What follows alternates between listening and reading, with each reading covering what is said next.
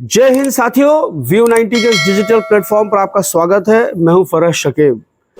12 second की ये video एक बार आप पहले देख लें, उसके बाद हम बातचीत का सिलसिला शुरू करते हैं।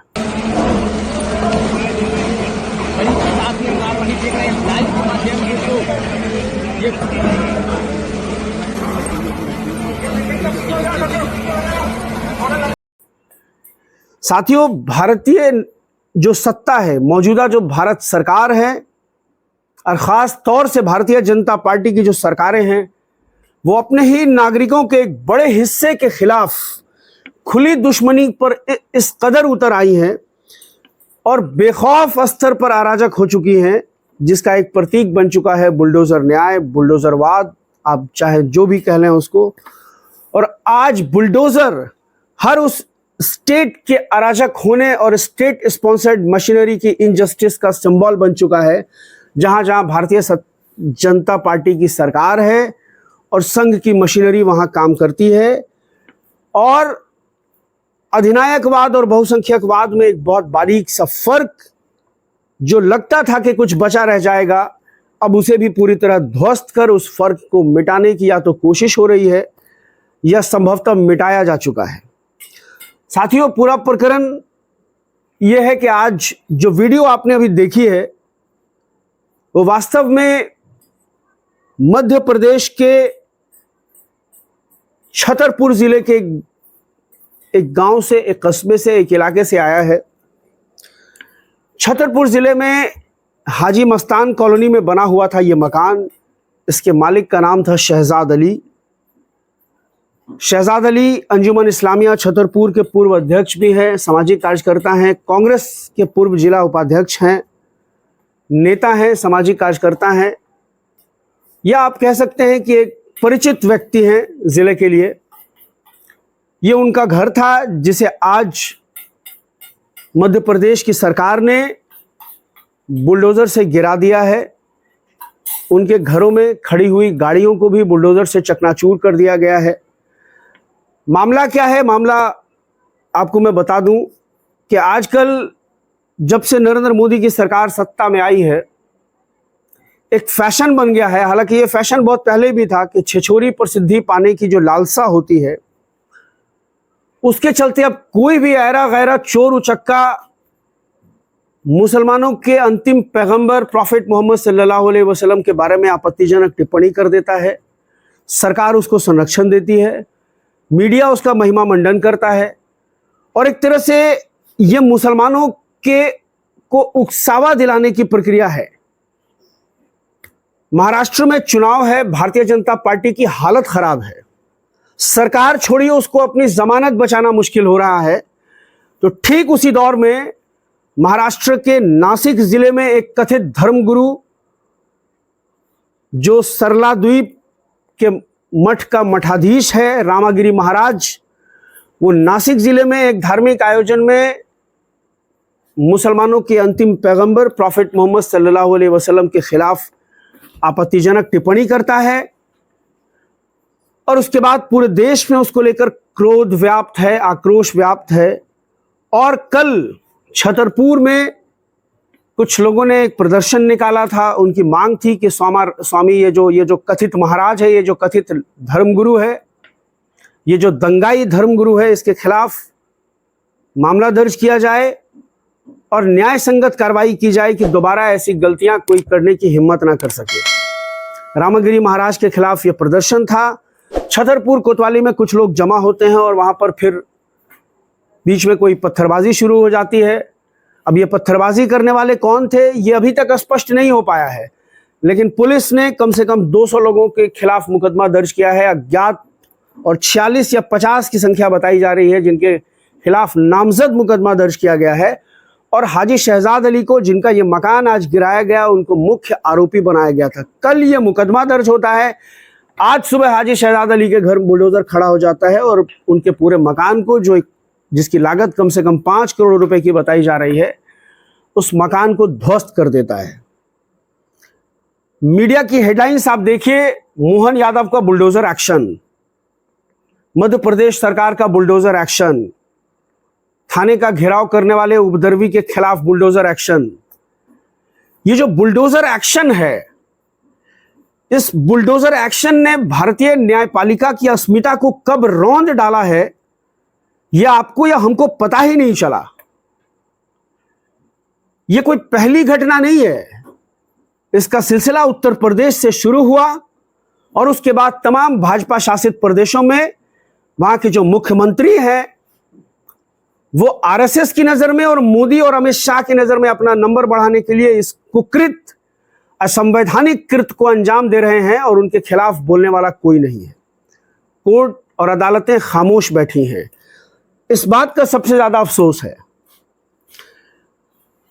बुलडोजरवाद का यह उत्पाद कथित शीघ्र न्याय की परिकल्पना से होते हुए कुछ सालों में कब राजनीतिक हथकंडे में बदल गया है, कब एक विचारधारा में बदल गया है जो प्राकृतिक और संविधान सम्मत न्यायिक प्रक्रिया के एकदम विपरीत है और वर्तमान परिप्रेक्ष्य में बिना पूरी जांच पड़ताल किए, बिना आरोप सिद्ध किए न्यायपालिका और लोकतांत्रिक मूल्यों को रौंदते हुए ये जो सरकारों का बुलडोजर है किस तरह भारतीय न्यायपालिका की अस्मिता को रौंद रहा है, इस बात पर गहन चिंतन और विमनन करने की जरूरत है।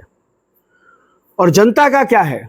त्वरित न्याय को उत्सुक जनता, त्रुटिपूर्ण जो हमारी न्यायपालिका है, एक एक मुकदमा बहुत लंबा चलता है, जनता को लगता है कि फैसला ऑन स्पॉट होना चाहिए। उस सोच के तहत मीडिया ने एक ऐसा माहौल बनाया है कि एक आम जनता ने इस बुलडोजरवाद के आतंक को लेजिटिमाइज कर दिया है, उसको एक तरह से संवैधानिक और न्यायोचित मान लिया है, उसको वैधानिकता प्रदान कर दी है।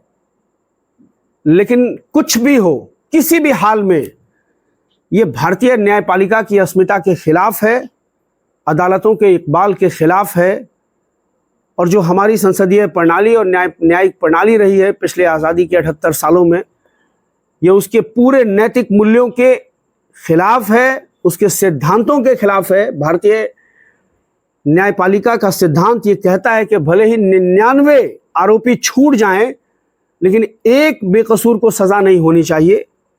लेकिन सरकार कर क्या रही है?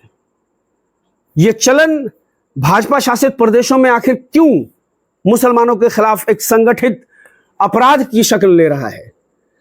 ये न्याय की आड़ में अपराध किया जा रहा है, अन्याय किया जा रहा है, दहशत ज़दा करने की कोशिश की जा रही है इस मुल्क के 25 करोड़ मुसलमानों को, और सरकार इसका क्रेडिट ले रही है और मीडिया इसको एक प्राइड के तौर पर पेश कर रहा है। शर्मनाक है ये भारतीय लोकतंत्र के लिए, शर्मनाक है ये दंगाई मीडिया के लिए और शर्मनाक है ये भारतीय सभ्य समाज के लिए कि एक आरोपी, महज एक आरोपी बनाकर, थाने में एक आवेदन प्राप्त करके, लिखित आरोपी बना करके किसी भी घर को आप बुलडोज कर देते हैं, उस घर को ढा देते हैं।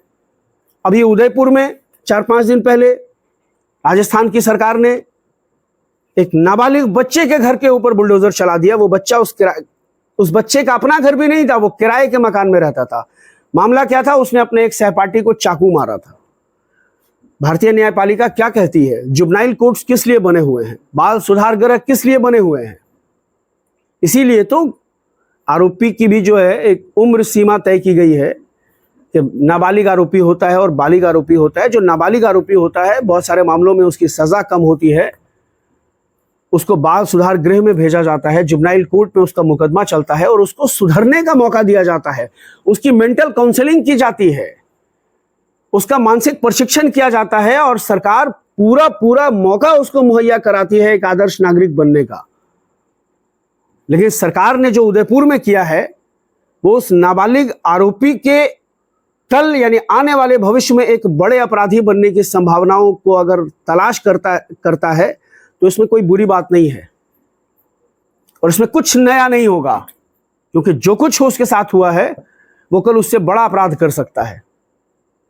मैं उसके अपराध को जस्टिफाई नहीं कर रहा हूं, ग्लोरीफाई नहीं कर रहा हूं, क्योंकि मैं प्रधानमंत्री नहीं हूं, मैं भारतीय जनता पार्टी का सदस्य नहीं हूं, मैं आरएसएस का कार्यकर्ता नहीं हूं और मैं कोई सनातनी योद्धा भी नहीं हूं। मेरे अंदर इतनी तमीज बाकी है कि क्या सही है और क्या गलत है उसको डंके की चोट पर एक्सेप्ट किया जाए। उस बच्चे ने अगर अपने सहपाठी के ऊपर चाकू से वार किया था तो यह निंदनीय है, यह गलत है। उससे पहले भी इसी देश में एक घटना हुई है जहां एक मासूम LKG UKG का बच्चा जो है अपने सहपाठी को गोली मार देता है। ये महीने भर के अंदर की घटना है। तो क्या आप उस बच्चे के साथ भी वही करेंगे? जिस बच्चे ने गोली मारी है अपने सहपाठी को, वो स्कूल में अपने बस्ते में रिवॉल्वर लेकर के आ जाता है, गोली मार देता है। क्या आप उस बच्चे के साथ भी वही करेंगे? आपको नहीं करना चाहिए। आपको उस बच्चे को सुधरने का मौका देना चाहिए, मेरा यह मानना है। और उसी सिद्धांत को लेकर के और उसी रोल मॉडल को अपनाते हुए आपको इस बच्चे को भी, ये जो मुसलमान बच्चा था, आपके लिए मुसलमान बच्चा था, लेकिन इस देश के लिए वो एक आरोपी बच्चा था, आरोपी नाबालिग था, उसको सुधरने का मौका दिया जाना चाहिए था। इससे पहले जून के महीने में मध्य प्रदेश के मंगला जिले के भैंसवाही गांव में 11 घरों पर बुलडोजर चला दिया गया। पुलिस फ्रिज सूंघ रही है कि वहां गौमांस मिला है। पुलिस का काम चोर को पकड़ना नहीं है, पुलिस अब फ्रिज सूंघती है कि वहां गौमांस है, उनके घरों को बुलडोजर से गिरा दो।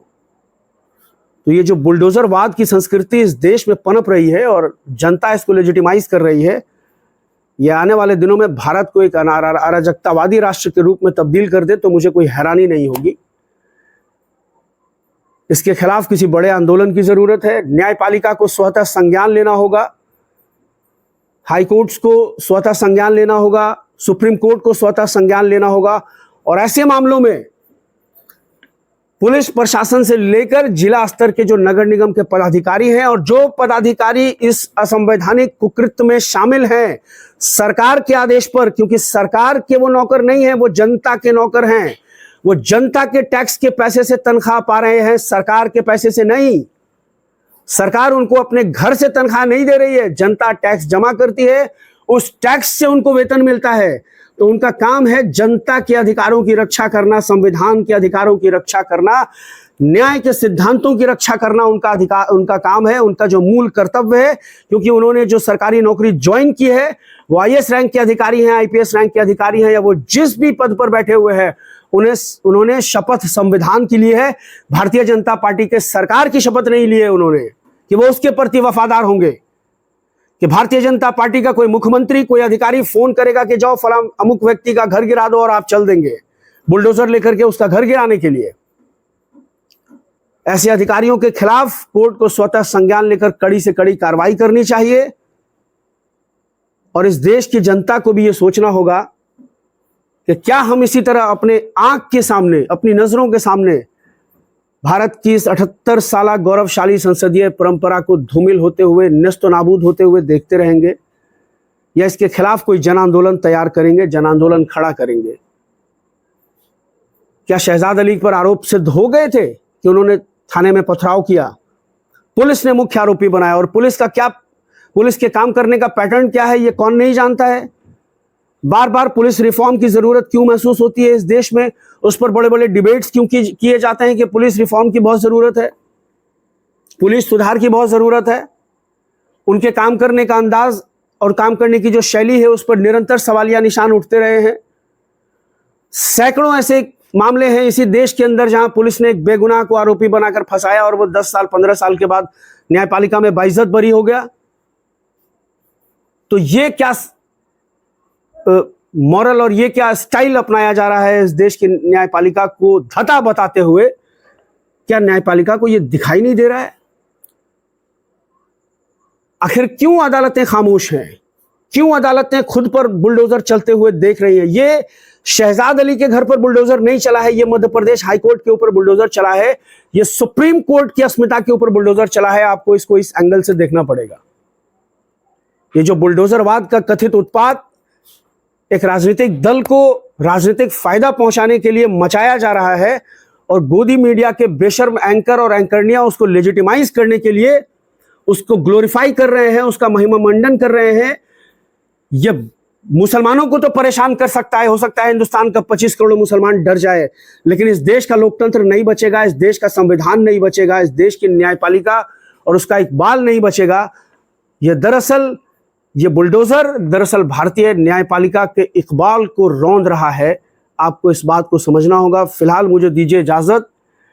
एक अंतिम अपील आपसे कि मेरे इस वीडियो को आप जहां तक पहुंचा सकते हैं अपने दोस्तों रिश्तेदारों के साथ साझा कीजिए, कमेंट सेक्शन में मुझे अपना सुझाव दीजिए और मेरे चैनल को सब्सक्राइब कीजिए, वीडियो को शेयर कीजिए। बहुत बहुत शुक्रिया।